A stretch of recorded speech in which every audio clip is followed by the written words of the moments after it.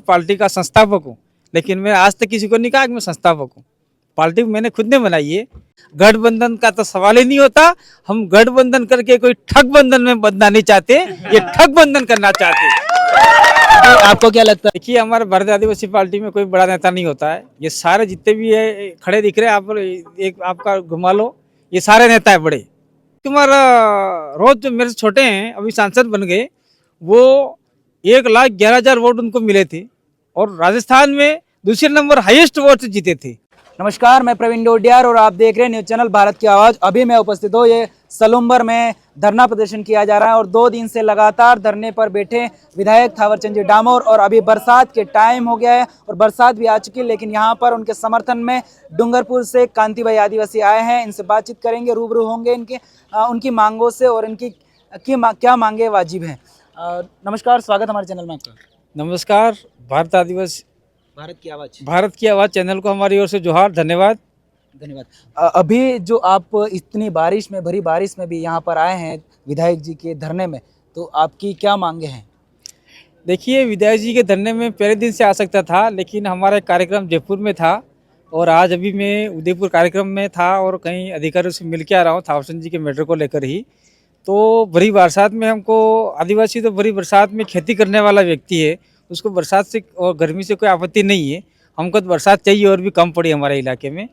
तो खास विजन ये है कि थावरचंद डामोर जो है वो धरियावाद विधानसभा का एमएलए है और एमएलए उस विधानसभा का विधि निर्माण करने वाला, कानून बनाने वाला, कौन सा कानून गलत है कौन सा सही है इसको डिजाइन करने वाला एमएलए होता है, विधायक होता है।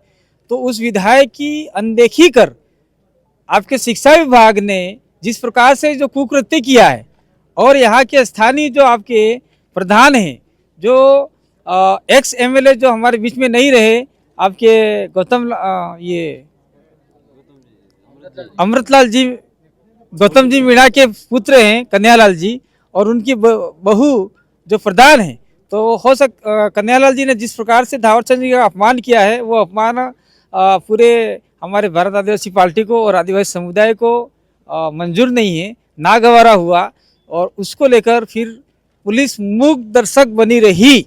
वो वीडियो सबके सामने है, पुलिस के सामने लोग दौड़ रहे हैं, उनको पकड़ने के लिए चीना झपटी कर रहे हैं, एमएलए को मारने की कोशिश कर रहे हैं। आज पुलिस के सामने एमएलए को मारा जा रहा है, तो आम जनता की क्या हालत होगी ये हम लोग देख सकते हैं। और उसको देखने के बाद में हमको ये लगा कि आम जनता परेशान है, हताश है। ये सरकार की अभी मात्र 1 साल भी नहीं हुआ, इस सरकार के अंदर आज एमएलए कठिनाई में, मुसीबत में है, कानून उसके साथ में होते हुए कानून बनाने वाला मुसीबत में है। तो आम जनता कहीं के शोर ठिकाना नहीं है, कोई धनी धोरी नहीं, कोई माँ बाप नहीं है उनका। तो हम लोग थावरचंद के समर्थन में आए हैं और ये कहने के लिए आए हैं आपके यहाँ के कलेक्टर महोदय को और एसपी महोदय को, जो दोषी हैं उनके खिलाफ सख्त कार्रवाई करें। आज बीजेपी की सरकार है, आप बीजेपी सरकार में आप उनकी बजा लो, लेकिन कल हम लोग भी सत्ता के करीब होंगे और हमारे समर्थन के बिना कोई भी पार्टी सरकार नहीं बना पाएगी। तब हमारी कलम चलेगी, तब आप कहाँ रहेंगे। इसलिए जो ब्यूरोक्रेसी है, उन ब्यूरोक्रेसी को अपने विधि सम्मत, अपने जो विभाग सम्मत काम करने चाहिए, किसी राजनीतिक पार्टी के दबाव में काम नहीं करना चाहिए। दूसरा मैं कहना चाह रहा हूँ, शिक्षा विभाग के जो भी लोग थे, जो एक एमएलए उस विधानसभा का प्रथम व्यक्ति होता है, उसको नहीं बुलाकर दोयम दर्जे के दूसरे तीसरे व्यक्ति को बुलाकर जिस प्रकार से एमएलए का अपमान किया है, वो अपमान असहनीय है। और एमएलए के बिना अगर कोई विधानसभा में काम होता है तो कलेक्टर को लिखित रूप में शिकायत जाती है, उस पर कलेक्टर को एक्शन लेना चाहिए। तो एमएलए ने कलेक्टर को कहा है कि कलेक्टर इस चीज़ को मानने के लिए तैयार ही नहीं है। तो कलेक्टर हमारी बात मानने के लिए तैयार नहीं है, तो इस जिले के माई बाप कलेक्टर कहे जाते हैं, तो कलेक्टर बात मानने के लिए तैयार नहीं है, तो अब किसके पास जाए हम लोग। इसलिए थावरचंद एमएलए ने 2 दिन धरना लसाड़िया पे लगाया, 2 दिन यहाँ हो गए अनवरत। आज भरी बरसात में मैं आया हूँ और हमारा धरना अभी अनवरत जारी है, लेकिन उसके बावजूद भी हम लोग यहाँ के कार्यकर्ताओं से चर्चा करेंगे कि हमें कितने दिन धरना जारी रखना है।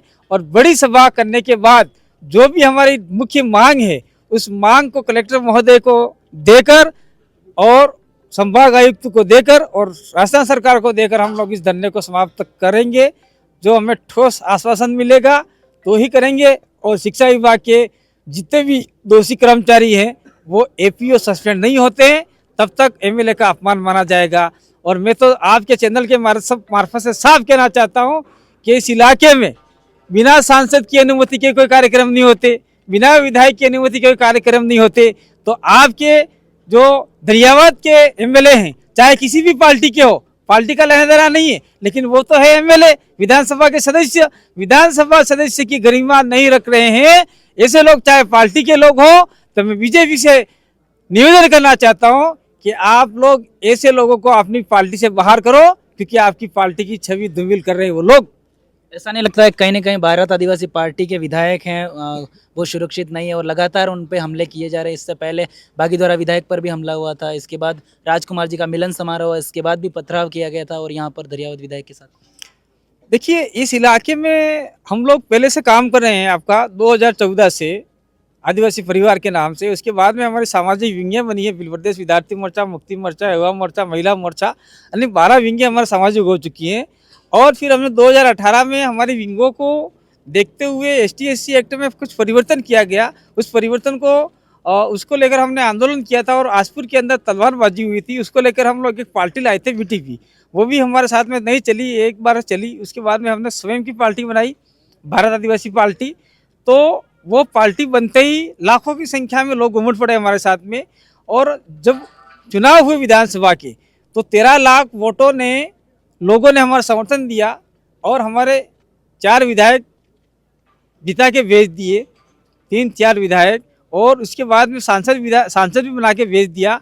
तो यहाँ के कांग्रेस और बीजेपी हैं, जो भी राजनीतिक दल हैं, उनके पेट में मरोड़े पड़ने लग गई और मरोड़े उनको बार बार काट रही है। तो वो चाहते हैं कि मरोड़े कह रही है कि भाई आप सामने ये बाप वाले खड़े हुए, उनको डाउन करो, डाउन करो। तो ऐसा करके हमारे लोगों को ये डरा रहे, धमका रहे हैं। और पहले आपका बागीद्वारा विधायक के ऊपर हमला हुआ, थावरचंद के ऊपर हमला हुआ, हो सकता है कल किसी और पे हो सकता है कल किसी छोटे कार्यकर्ता पे हो, और आए दिन होते रहते हैं। तो ये इस इलाके में जो नई राजनीतिक पार्टी उभर के आई है उससे बौखला गए हैं और ये हमेशा ही ऐसा करते आए हैं। इसलिए हमारी मांग यही है सरकार से कि चाहे आपका छोटे से या बड़ा कार्यकर्ता हो, उसके ऊपर अंकुश लगाना चाहिए। इस इलाके में शांति व्यवस्था बनाए रखने के लिए सरकार को भी अपने हाथ आगे बढ़ाने चाहिए। एक बार उदयपुर से बड़ा बयान सामने आया था, राधा मोहन करके प्रभारी थे बीजेपी के, उन्होंने बोला था कि राजकुमार रो थे जो बड़े नेता हैं और उपचुनाव होने वाले सलुम्बर और 84 में, तो हम लोग इनसे गठबंधन के साथ में चुनाव लड़ेंगे। क्या भारत आदिवासी पार्टी गठबंधन के साथ किसी पार्टी के साथ चुनाव लड़ेगी? देखिए, हमारे भारत आदिवासी पार्टी में कोई बड़ा नेता नहीं होता है। ये सारे जितने भी है खड़े दिख रहे हैं, आप एक आपका घुमा लो, ये सारे नेता है बड़े।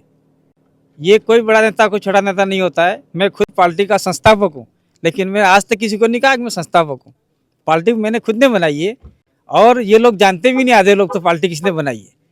तो कोई छोटा बड़ा नहीं होता है। और जो बीजेपी के जो लोग हैं, वो बीजेपी प्रभारी ने भी आके कहा कि राजकुमार ये आगे उभरते हुए चेहरे हैं, वो है, ये है, ऐसा कहा था। तो उसका हम स्वागत करते, दिक्कत नहीं है। लेकिन आप लोग हमारे बीच में ये तेल वाली रोटी डाल के, मालपुए डाल के ये समझते होंगे, हड्डियाँ डाल के समझते होंगे कि ये लोग ये हड्डियाँ या मालपुए खा के हमारे साथ में हो जाएंगे। ये गलत समझ रहे हैं। राजनीतिक पार्टी हमारी भारत आदिवासी पार्टी BAP एक स्वतंत्र पार्टी है, स्वतंत्र विचारधारा के साथ में लड़ रही है। गठबंधन का तो सवाल ही नहीं होता। हम गठबंधन करके कोई ठग बंधन में बंधना नहीं चाहते, ये ठग बंधन करना चाहते। आपको क्या लगता है सलुम्बर और 84 की सीट भारत आदिवासी पार्टी निकाल पाएगी? डंके की चोट पर कहना चाहते हैं हम ही निकाल के छोड़ेंगे। 84 की सीट तो राजकुमार रोज जो मेरे से छोटे हैं, अभी सांसद बन गए, वो 1,11,000 वोट उनको मिले थे और राजस्थान में दूसरे नंबर हाईएस्ट वोट से जीते थे। और अभी आपका लोकसभा में देख लो, 2.5 लाख वोट के आसपास, 2,47,000 वोट से जीते हैं वो लोग। और इसमें जितेश कटारा हमने खड़ा किए थे, वो अच्छे खासे वोट लाए थे, 52-53 वोट। तो अब की बार हम लोग चाहते हैं कि मरहूम मन्नारे जो हमारे बीच में नहीं रहे, सलुम्बर विधायक, उनको हम लोग कोई क्रिटिसाइज नहीं करना चाहते, लेकिन उन्होंने अपना कार्यकाल पूरा नहीं किया, उसका हमें खेद है। लेकिन राजनीतिक जीवन में सबको आगे बढ़ना होता है। तो हम जितेश या कोई भी हमारा जो आदमी चुनाव में खड़ा होगा, उस व्यक्ति को हम तन मन धन से लगेंगे और पूरी विधानसभा जिताने का प्रयास करेंगे। 84 में तो हम लोग खाट लगा कर सो जाएंगे तो भी वो सीट निकलने वाली है हमारी, उसको कोई नहीं हरा सकता। चाहे देश का प्रधानमंत्री नरेंद्र मोदी आ जाए या सीएम भजनलाल जी आ जाए या पूरी बीजेपी यहाँ लगा दे, घर घर बिठा दे, लोग घर घर मोदी कहते हैं, अगर घर घर मोदी कर दे तो भी यहाँ घर घर बाप है और बाप ही रहेगा। खास हमारे साथ में कांति भाई आदिवासी, इनकी बातों पर आपकी क्या राय है, कमेंट बॉक्स में कमेंट करके जरूर बताना। मैं प्रवीण डोडियार, देखते रहिए भारत की आवाज। नमस्कार।